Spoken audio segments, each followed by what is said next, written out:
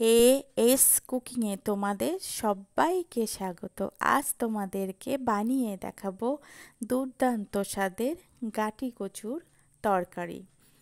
কিভাবে বানালাম নতুন পদ্ধতিতে, তার জন্য ভিডিওটা সম্পূর্ণ দেখার অনুরোধ রইল। প্রথমে 600 গ্রাম গাটি কচু কড়াইতে তেল গরম করে প্রথমে এই শুধু কড়াইতে এই তেলের উপরে দিয়ে ভেজে নিলাম। এইভাবে ভেজে নিলে এর যে নাল ভাবটা সেটা অনেকটাই কেটে যায়।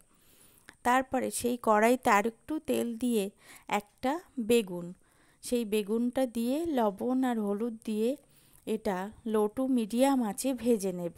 এমনভাবে ভাজবো বেগুনটা যেন ভাজতে ভাজতে গলে না যায়, অথচ সিদ্ধ হয়ে যাবে, সেইভাবে ভেজে নেব যে গোটা গোটাই থাকবে। গাটি কচু বা কচুরমুখী অনেকে অনেকভাবে তোমরা বানিয়েছো। এই পদ্ধতিতে একবার বানিয়ে দেখো, এর যে স্বাদ মুখে লেগে থাকবে, এই দিয়েই সব ভাত উঠে যাবে। গরম গরম ভাত দিয়ে গরম গরম তরকারি দারুণ লাগে খেতে। বেগুনগুলো ভাজা হয়ে গেলে তুলে নেব। তুলে নিয়ে ওই তেলে 150 গ্রাম চিংড়ি মাছ আমি ভেজে নেব। একটু নাড়িয়ে চাড়িয়ে ভেজে নেব। লবণ হলুদ আগে থেকে মাখানো ছিল, আর একটু সর্ষের তেল মাখিয়ে রেখেছিলাম চিংড়ি মাছটা। এবার ভেজে নিলাম, অল্প ভেজে তুলে নেব। চিংড়ি মাছ বেশি ভাজলে চিট হয়ে যায়, ওই জন্য অল্প ভেজে এটাকে তুলে নেব।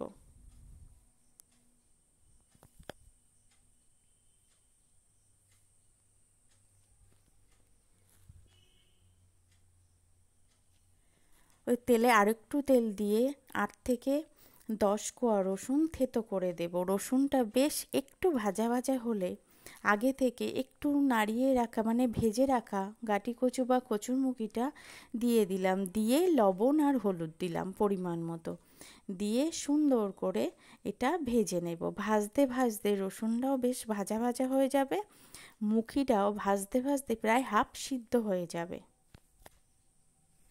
এবার পরিমাণ মতো গরম জল দেব। গরম জল দিয়ে কিছুক্ষণ রান্না করে নেব। ভিডিওটা ভালো লাগলে অবশ্যই লাইক, শেয়ার, কমেন্ট করে জানিও কেমন হলো, আর সাবস্ক্রাইব করে পাশে থাকার অনুরোধ রইল সকল বন্ধুদের। এবার চিংড়ি মাছগুলো দিয়ে দিলাম ভেজে রাখা কিছুক্ষণ ফোটানোর পরে।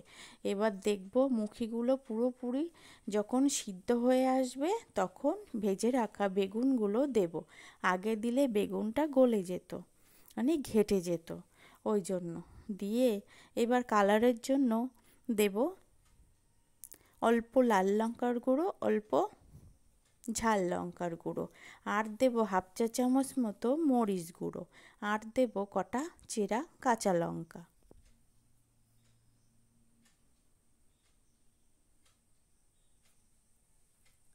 দিয়ে সুন্দর করে মিশিয়ে একটু ভালো করে লবণ আর ঝালটা চেখে নেব। বেশ একটু ঝাল ঝাল হবে, খেতে আরও দারুণ হবে এটা।